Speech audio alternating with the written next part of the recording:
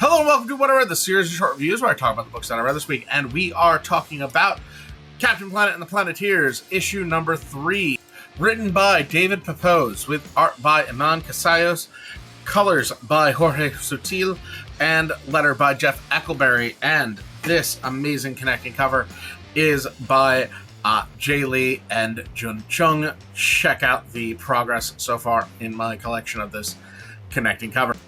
And this is a really fun continuation of the story.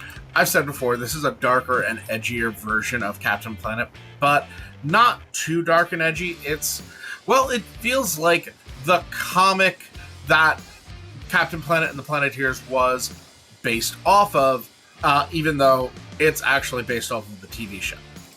After summoning Captain Planet, there is some really cool action, but he realizes that the atmosphere is too polluted for him to retain his form for very much longer, and so he gives the power back to the Planeteers, which gives us a good explanation of the limits of Captain Planet and why they don't just constantly summon him. Well, besides keeping him from becoming the Don Cheadle version of him. So the Planeteers go and talk to a climatologist who they think will help them, Dr. Barbara Blight, which is a really interesting take on Dr. Blight. Giving her the field of climatology is really interesting, and I want to see more of her. But she turns him into Lucian Plunder, who calls in his Mark Duke Nukem, and what follows is an insane fight. David Pepose really does a good job of balancing the characters and giving them, stuff to do, as well as, unique combinations and throwing in some really cool stuff as they're learning to work together.